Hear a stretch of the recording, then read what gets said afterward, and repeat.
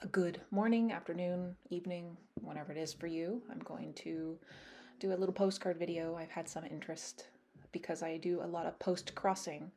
I will do that in a different video though. This one is just about postcards. I've had people interested in how to send a postcard when they see them when I'm mailing them out, and it seems that they might be foreign. So, what do you need to send a postcard? Well, a desire to do so, firstly. Whether you've seen it on social media or whatnot, you're here for a reason, or you just have to learn because of school. I don't know. You need a postcard. Typically, they can be found at tourist stores. I find them at Walgreens, like Walmart's, supermarkets will have them, or in tourist sections. This one I've gotten off of Etsy. This one I found at a nerd store in Seattle. Online, Amazon, you can find them too. I get some of them free with some notebooks I buy. Some of these are from a postcard pack for New Mexico. I really enjoy some of the postcard packs because you can get 25 or so. These ones I found on eBay. They were for free, not free, they were vintage postcards, and I really enjoy those. I also kind of like risque pinup, and this is a shaped postcard of yours. Well, you can figure that guy out. Shaped postcards will tend to cost a little bit more in stamps or in postage. Okay, and so writing on the postcard, on the right side, that like 1/3 on the right side is where you put the stamp or stamps and your address. On the 2/3 on the left side is where you write your message. And so for postage, it's 40 cents currently as of January 2022 to send domestically. In the US, it's 40 cents. To send internationally, it's $1.40. You need a PIN, preferred, and then an address. I have an address book, but I also like to keep my addresses on my phone with the contact or the person I'm sending it to, because it just makes it easier when I'm traveling to send postcards from little tourist destinations. If you notice, this card does not have a line, but I kind of know what I'm supposed to be doing. I should put the stamp here, but I really don't want to cover up the little soot sprite, so I'm going to stick it over on the other side of it. That is fine. The meter at the USPS will still read that and know that there's a stamp on it. Okay, now I need to put the address on. The address, like I said, goes on the right side. I tend to put this over here just so people know, because I don't want to show you this person's address. However, I am going to be sending this card to my friend Katie. Her Instagram handle is katie.goggles. She does a lot of artwork based around mental health awareness.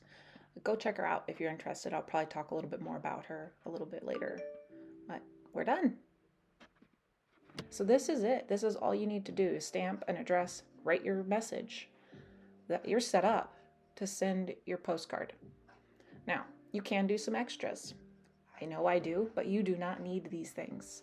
Like I said, not required. Other things you can do is doodle and add extra items. If you do add extra items, it will cost a little bit more to send, and you will need to consult with your post office.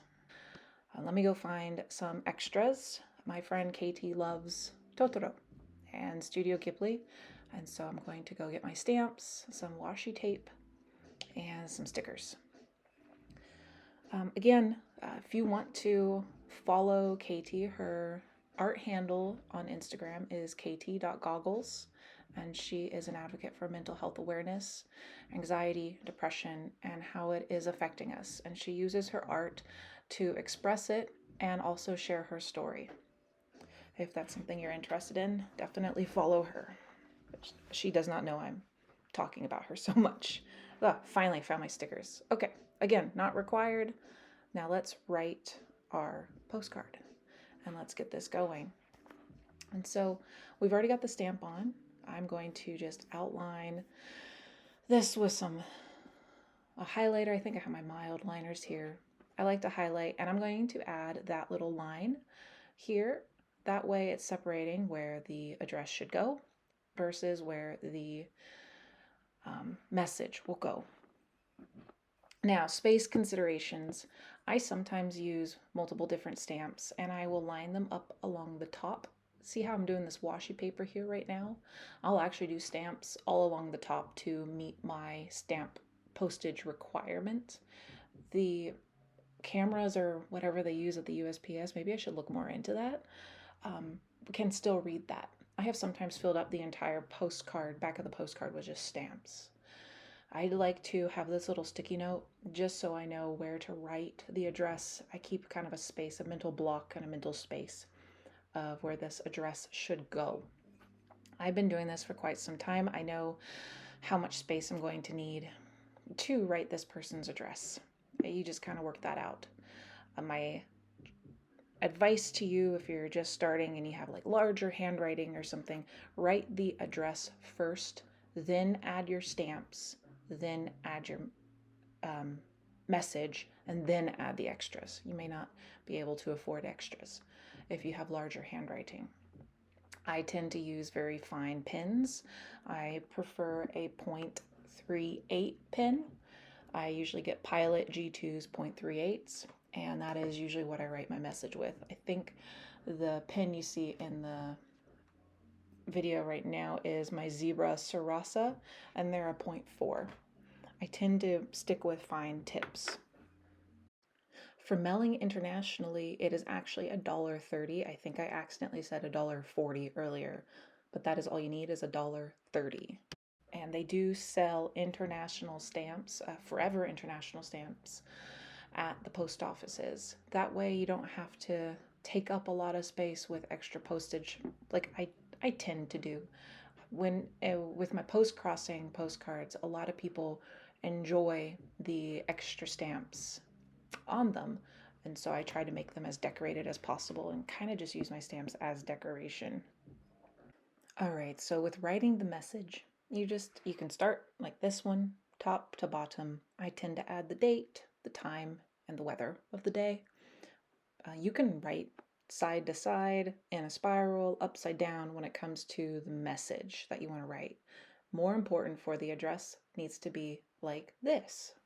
So I realized I should probably put this in here on how to write the address. So I got a blank postcard and you put your stamp there in the top right corner. And then for the postcard, you put the person's name first. Then it'll next be, at least in the USA, the next is the street address. And if there is an apartment and it doesn't all fit in that one line, you can do it the next line down like I did here. Next is the city, the state, and then the zip code. And if the zip code doesn't fit here, you can always put that below right here as well. And that is how you write the address on a postcard and or letter. Okay, back to this video. Recently, Katie did a hike and we've been having some exceptionally foggy weather and her hike was gorgeous. So I decided to write her about that on this little postcard.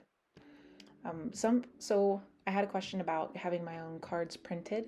So I have only used moo.com. They are not supporting or sponsoring this by any means. I have really enjoyed the quality of the postcards I get from moo.com. I had to make my own picture to put on the backs of them, and then you can take pictures from your travels or whatever you want to do and put on the front. They're really good quality, and you can do gloss or not gloss. Oh, I forgot, textures of cards. So sometimes with your postcards, the back where I'm writing will have a very smooth, glossy texture. I loathe that texture. I want the texture to be rough. That way when I write with my ink does not smudge.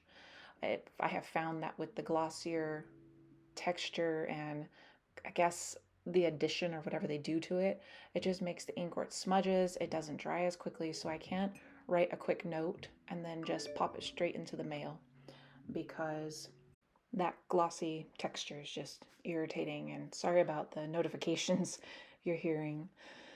So I'm just wrapping up the stamp, or not the stamp, well, I'm stamping, but I'm wrapping up the postcard with its extras. I don't recommend adding too much of the extras. I've seen people add little wax seals on The postcards here, as well as those sort of like bubble stickers, those do require extra postage. I think it's about 20 cents extra. So just be careful before you do any extras like that are going to make the texture different. Like I've said previously, I've done stamps all along the top to match the postage necessary to send. I find that a lot of fun to do. I've even made postcards out of cereal boxes and have taped other things to them, and I have sent that to friends. Like cutting out Captain Crunch's face is kind of funny, and sending that off because on the blank backside you can just put the stamp on, their address on, write a little message, and send on their way. That's my little cheat sheet for current postage costs as of January 2022. I keep that with me. Well, just let me know what I missed. Was there anything else that you felt like didn't get explained? Should I create another video to explain? I will have another video to explain the difference of sending a post-crossing postcard. It's not that much of a difference, but hey, I enjoy post-crossing, and so I'll make a little video for that. Constructive criticism's fine. Positive feedback, negative's fine too. I'll just laugh at you if you're a butthead. But you take care, have a good day, and hopefully you found this helpful and can send a postcard. All right, thank you for watching again, and take care. Leave a comment, subscribe, go check out my other videos.